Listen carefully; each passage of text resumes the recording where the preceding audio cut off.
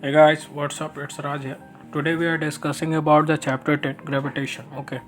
So, एक second guys. हाँ, तो स्क्रीन पे देख पा रहे हो the concept of gravitation. What is that? Ever wonder why an object dropping from the height reaching the Earth's surface? So, ever felt the curious why the planets revolve around the sun? Okay. Ever felt inquisitive why the moon revolves around the ठीक है. Well, the answer is gravitation. All the above mentioned phenomena are happening due to the gravitation. Gravitation की वजह से ये सारा कुछ होता है गाइस. ठीक है. नेक्स्ट एक सेकेंड गाइस. हाँ, हम लोग देखते हैं ग्रेविटेशन का जो साइंटिफिक अप्रोच है वो क्या होता है. If the object of mass m1 and m2 are separated by distance r and then the gravitation force between the both bodies directly proportional to the product of the masses of the object and inversely proportional to the square of the distance between them. F directly proportional to m1 m2 and mf inversely proportional to r square. ठीक है. यहाँ पे दो object है, object A and B. मास हमारा m1 m2 है. On the revolving the proportionality sign we get that f is equal to g into m1 into m2 and divided by r square. That is the final equation of formula. And the next is where m1 equals to mass of the object and m2 is equal to mass of the second object, r is equal to distance of separation between both the objects. Okay, and g is the universal gravitational constant and g equals to 6.67 into 10 to the power minus 11 Newton meter square per kg square. Example एक और ले लेता. Two object of masses 2 kg and 3 kg are separated by a distance of 3 meter. Calculate the gravitational force exerted by one object on the other and take g equals to 6.67 into 10 to the power minus 11 newton metre square per kg square. That is example. यहाँ पे दो मास हम लोग ले लिए, distance हमारा 3 metre है, gravitation force exerted हुआ है एक ऑब्जेक्ट का दूसरे ऑब्जेक्ट पे, और यहाँ पे हम लोग g को लेके रखे 6.67 into 10 to the power minus 11 newton metre square per kg square. तो इसका सॉल्यूशन होगा तो mass of first object m1 is equal to 2 kg, let us consider, and the mass of the second object m2 is equal to 3 kg. तो distance of separation कितना हो जाएगा यहाँ पे गाइस, दो ऑब्जेक्ट है, r is equal to 3 metre and hence the gravitation force exerted by one object on the other f is equal to g into m1 into m2 divided by r square. ये formula है हमारा. इस पे हम लोग value जब put करेंगे तो हमारा f बराबर आ जाएगा 4.44 into 10 to the power minus 11 newton. That's it. ठीक है. फिर हम लोग केपलर लॉ देखेंगे. तो what is the Kepler law? Kepler give 3 law that govern in the motion of the planets. पहला क्या है? The orbit of planet is in eclipse with the sun at one of the foci. ठीक है. According to the image O is the position of the सन. ठीक है, देख सकते हैं आप पिक्चर में. फिर नेक्स्ट है आपका सेकेंड. इन्होंने कहा है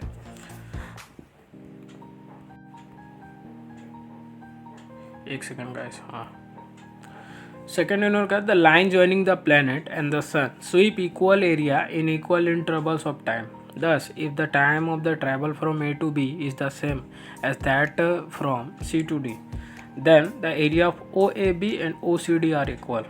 Okay. And number third है आपका the cube of the mean distance of a planet from the sun is proportional to the square of its orbit period t. In other words, r square divided by t square. पहला तो r square directly proportional to constant, inversely proportional to T square. ठीक है. अब आते हैं हम लोग free fall and acceleration due to gravity वाला कॉन्सेप्ट पे. तो एक्सेलरेशन ड्यू टू ग्रेविटी का कॉन्सेप्ट क्या है? When an object fall toward the earth then it experience an acceleration due to earth's gravitational field, and this acceleration experienced by an object is called as acceleration due to gravity, and it is represented by g.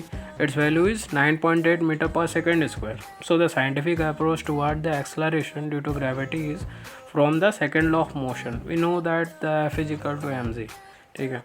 when f equals to force experienced by the object and m is equal to mass of the object and g equals to acceleration due to gravity. तो यहाँ पे देख सकते हैं from the universal law of gravitation क्या कहता है. हम लोग के पास फॉर्मूला है f is equal to G small M capital M divided by R square. यहाँ पे capital M mass of the earth हो गया, small M the mass of the second object. ठीक है. And G is equal to universal gas constant, sorry gravitational constant. Okay. G को हम लोग universal gravitational constant कहते हैं. R is equal to distance of separation between the both the object and here the distance is nearly equal to the radius of the earth, that is R. Now they are both forces due to gravity and therefore they are equal. So mg is equal to g into small m into m divided by r square. This implies that g equals to gm divided by r square, and here r equals to radius of the earth, capital R से denote करेंगे इसको, and small G equals to G M into divided by R square. That's it. Example एक और ले लेते हैं. A hollow cylinder and a solid cylinder of a different mass are dropped from a 20-meter height of a building.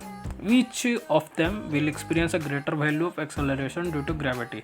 Solution है हमारा acceleration due to a gravity given by small g is equal to g into capital M divided by r square. तो g is equal to हो जाएगा आपका acceleration due to gravity, capital G हो जाएगा universally gravitational constant, r is equal to radius of the earth. ठीक है, यहाँ पे हो जाएगा the acceleration due to gravity experienced by an object independent of its mass. So the both of the objects, that is the hollow cylinder and solid cylinder, will be experience the same value of g and will fall at the same rate. That's it guys. And next आपका mass and weight. What is the comparison of that? Mass हमारा हो जाएगा, mass is the amount of matter contained in a body and it remains the same throughout the universe and doesn't vary with the different surroundings. The mass of an object is measure of its inertia. Example है आपका, mass of an object Earth is 200 kg. What will the mass of the same object on the moon? Simple बात है. Mass of an object remains the same throughout the universe, so the mass of an object on the moon will be same on that of Earth is equal to 200 kg. But जहाँ wait की बात आ गई ना, wait में बहुत difference होता है guys. तो वेट का देखेंगे कॉन्सेप्ट क्या होता है. The force by which N object is attracted towards the earth is known as weight, and weight depended upon the mass, the body and the acceleration due to gravity. तो W is equal to mg हो गया guys. ठीक है, फिर आपका as the weight of an object is the force by which it is attracted toward the earth and there its unit is the same as that of force, that is the Newton. Okay, फिर next आपका example. An object of mass 200 gram is kept on a surface of the earth. Calculate its weight. So given mass of the object m is equal to 200 gram equals to 0.2 kg and the weight of the object what?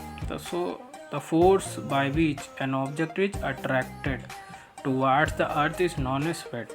So acceleration due to gravity on the surface of the earth is given by g is equal to 9.8 metre per second square. तो वहाँ पे क्या करेंगे लोग, weight of the object put कर देंगे. तो w is equal to mg होता है.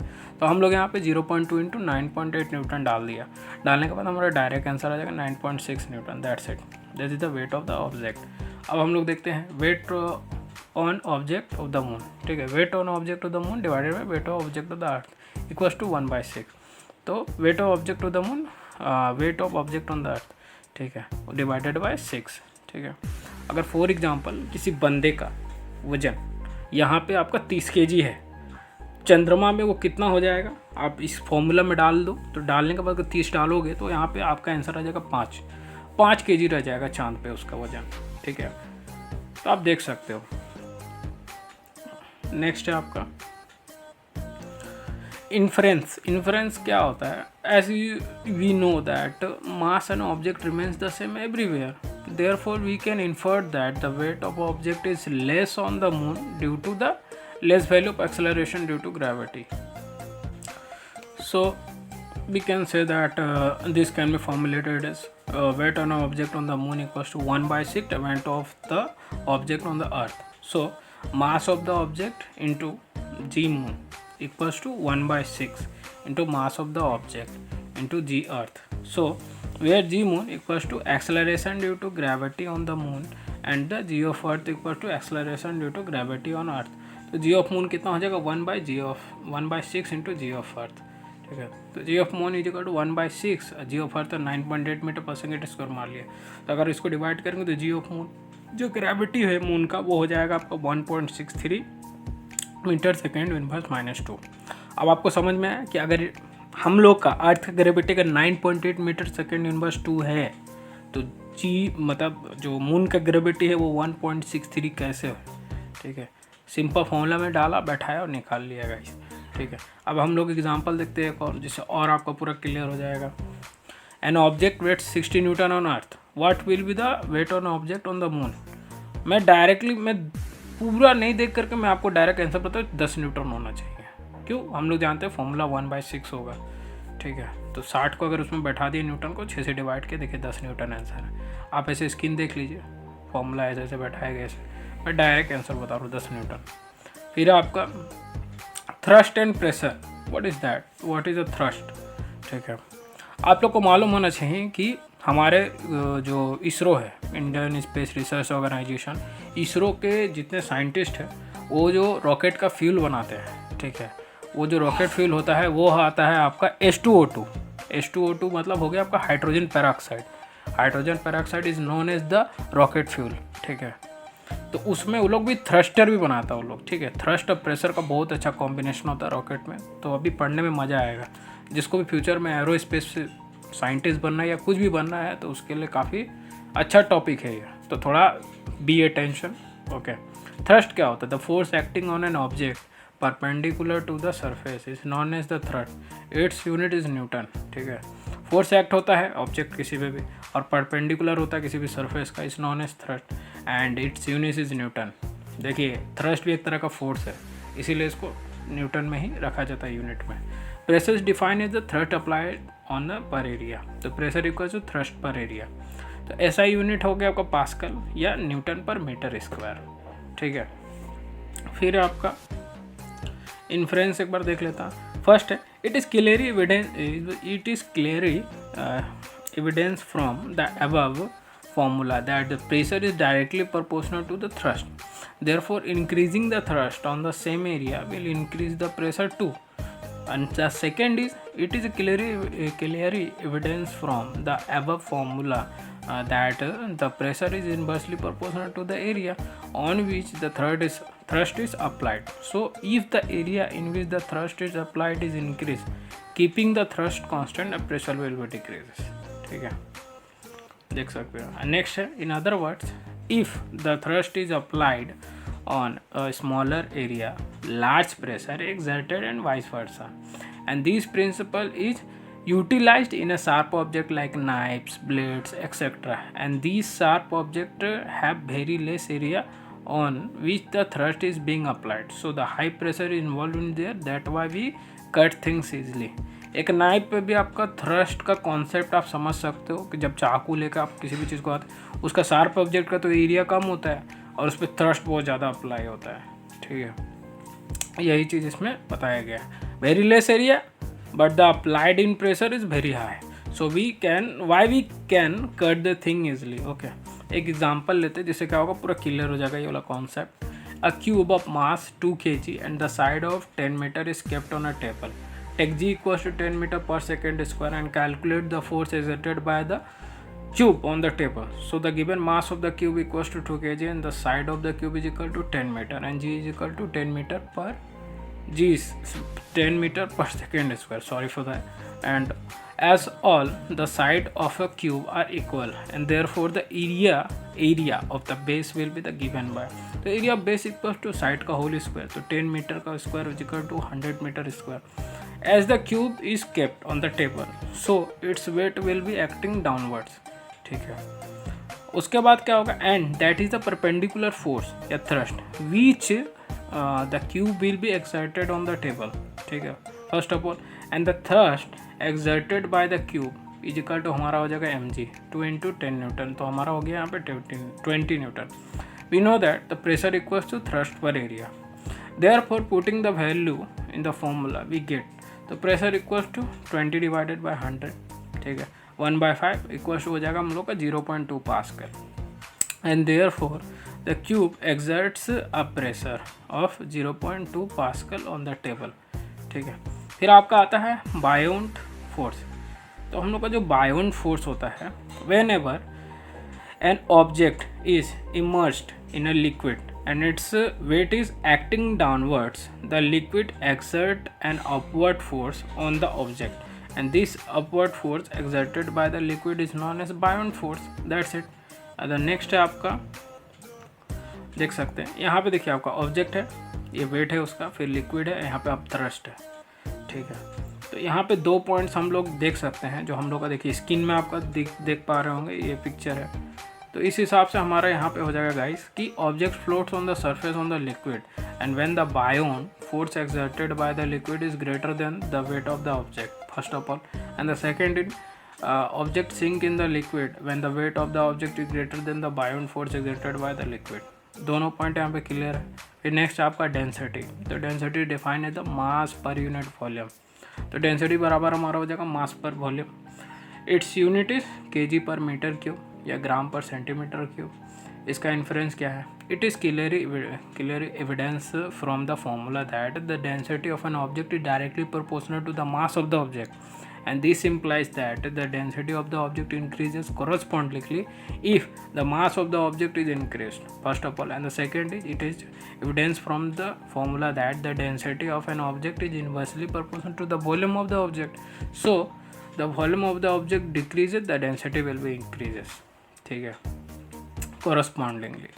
एक टिप है, दो है एक्चुअली में, there is a two note below. The first of all is that an object floats on the surface of liquid only when the density is lesser than the density of the liquid first of all, and the second is guys, screen पे देख पा रहे हो ना आप लोग, हाँ, an object sinks in the liquid only when its speed is greater than, ठीक है, sorry, the density is greater than the density of the liquid जब ऑब्जेक्ट सिंक होता है किसी भी लिक्विड पे। नेक्स्ट है आपका a cube of side 2 meter and mass 60 kg is suspended in a liquid of density 3 kg per meter cube. Calculate its density and also find out if the cube will sink or float in the liquid. So given mass of the cube equals to 16 kg and side of the cube is equal to 2 meter. So density of the liquid is equal to 3 kg per meter cube. To find the density of the cube पहला, and second if the cube will be sink and float in the liquid। तो solution हम लोग का simple है। तो volume of the cube निकालेंगे, तो हम लोग जानते हैं साइड का होल क्यूब, तो साइड हमारा 2 है, ठीक है, देख सकते हैं यहाँ पे 2 मीटर का whole cube 8 metre cube. We know that the density define as the mass per unit volume. तो डेंसिटी ऑफ द क्यूब हमारा हो जाएगा मास पर वॉल्यूम, ठीक है। Therefore, the putting the value in the formula we get the density of the cube equal to 16/8 kg per meter cube। तो हमारा cut what के यहाँ पे 2 kg मीटर क्यूब आ जाएगा, and the density of the liquid is equal to 3 kg per metre cube. फिर आपका next, as the density of the cube is lesser than the density of the liquid and therefore it will be float, ठीक है। फिर आपका Archimedes principal क्या होता है, ठीक है, देख सकते हैं। Archimedes principle, when a body is immersed fully या partially in a liquid is experience an upward force and that is equal to the weight of the fluid displaced by it। तो पहला है, this principle has a multiple application। First पहला, it is used in designing ships and submarines पहला, and second it is used in lactometers which is measured to determine the purity of sample of milk, ठीक है। Second है, third sorry, it is use in hydrometers use in determining the density of the liquids, ठीक है। Example है, the volume of object is 250 centimetre cube if the object sinks in a water, calculate the mass of the एक second, mass of the water displace by the object and density of water is 1 gram per centimetre cube. Simple बात है। तो हमारा यहाँ पे क्या हो जाएगा, गिवन है हम लोग का, volume of object is equal to 250 centimetre cube and the density of water equals to 1 gram per centimeter cube. According to Archimedes principle, when a body is immersed fully or partially in a fluid, it experiences an upward force which is equal to the weight of the fluid displaced by it, ठीक है। हाँ guys, तो यहाँ पे हो जाएगा guys, so applying the Archimedic principle here, mass of water displace equals to volume of the object into density of the water and therefore the mass of water displace equals to, तो formula में हम लोग क्या करेंगे, ये वाला value put करेंगे, simple बात है भाई, ठीक है। 250 centimetre cube into 1 gram per centimetre cube, तो हमारा 250 ग्राम आ जाएगा आंसर, ठीक है। नेक्स्ट हम लोग का रिलेटिव डेंसिटी, इसका कॉन्सेप्ट जानेंगे, what is that and what is concept of the relative density. Relative density is defined as the ratio of the density of the substance to the density of the water, as it is the ratio of two density, therefore it is the unitless। First of all, पहला relative density equals to density of the substance divided by density of a water। फिर आपका case arising with the relative density greater than 1 and here as the density of the object is less than the density of the water and therefore the object will be float, पहला। and second है relative density greater than 1 and here as the density of the object is greater than the density of water and therefore the object will be sink in water. ठीक है. तीसरा है आपका relative density equals to 1 and here the density of the object is equal to the density of water and therefore the object will remain fully submerged in water at the same depth. ठीक है. ये 3 case था, बता दिया. एक example लेकर समझेंगे तो काफ़ी क्लियर हो जाएगा ये. Calculate the relative density. The density of the substance is 15 kg per meter cube and the density of water is 1 kg per meter cube and the given density of the substance equals to 15 kg per meter cube. तो density of the water equals to 1 kg per meter cube. To find the relative density, तो हम लोग का जो solution हो जाएगा relative density equals to density of the substance and density of water. Putting the value, the formula, we get that the relative density 15/1 that is the 15. Okay. So guys, यहाँ पे chapter end होता है. Thank you so much. Please like, subscribe and share my channel how much you can. Thank you so much guys for your love and support. जय हिंद, जय भारत.